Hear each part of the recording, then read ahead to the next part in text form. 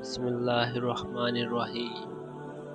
حضرت ابو بکر تیمیمی رحمۃ اللہ سے مروی ہے، فرماتے ہیں کہ حضور سیدنا غوث اعظم رحمۃ اللہ نے ایک مرتبہ بتایا کہ بغداد میں سخت قحط پڑا اور کھانے کو کچھ میسر نہ تھا۔ مجھے بھی فاقے رہتے کئی دن گزر چکے تھے۔ ایک روز جب بھوک کا غلبہ کچھ زیادہ ہوا تو میں دریائے دجلہ پر چلا گیا تاکہ اگر کچھ گھاس یا پتے ملیں تو کھا کر گزارا کر لوں، مگر وہاں پہلے ہی بہت سے لوگ موجود تھے اور وہ بھی میری طرح کھانے کی تلاش میں تھے۔ بالآخر میں شہر کی جانب واپس لوٹ آیا۔ ابھی کچھ دیر ہی گزری تھی کہ ایک نوجوان بنا ہوا گوشت لے کر مسجد میں داخل ہوا اور کھانے بیٹھ گیا۔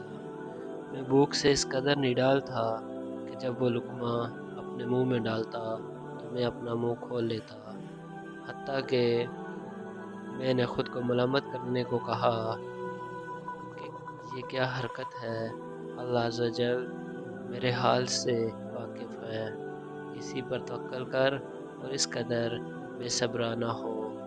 حضور سیدنا غوث اعظم رحمۃ اللہ نے فرمایا، پھر وہ نوجوان میری جانب متوجہ ہوا اور کہنے لگا کہ آپ رحمۃ اللہ میرے ساتھ کھانے میں شامل ہو جائیں۔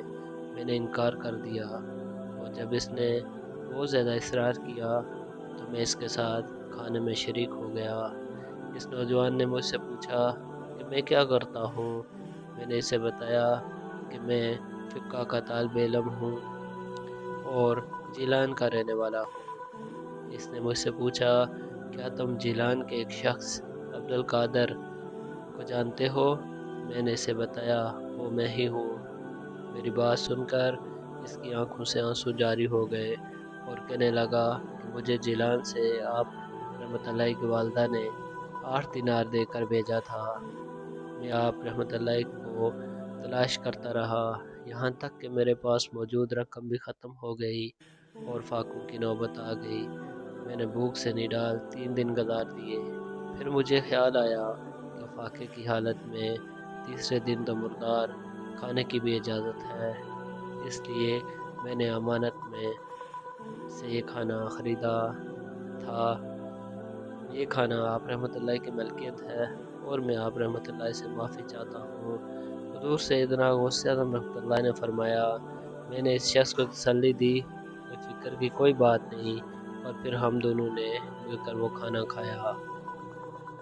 ناظرین، حضرت سیدنا غوث اعظم رحمۃ اللہ کا یہ قصہ ہم نے آپ کے کو شکرگزار کیا۔ امید ہے آپ کو پسند آیا ہوگا۔ مزید اس طرح کی اسلامی اور معلوماتی ویڈیوز کے لیے چینل کو سبسکرائب کریں، بیل آئیکن کو پریس کریں تاکہ آنے والی تمام ویڈیو بر وقت آپ تک پہنچ سکیں۔ دعا میں یاد رکھیے گا۔ فی امان اللہ۔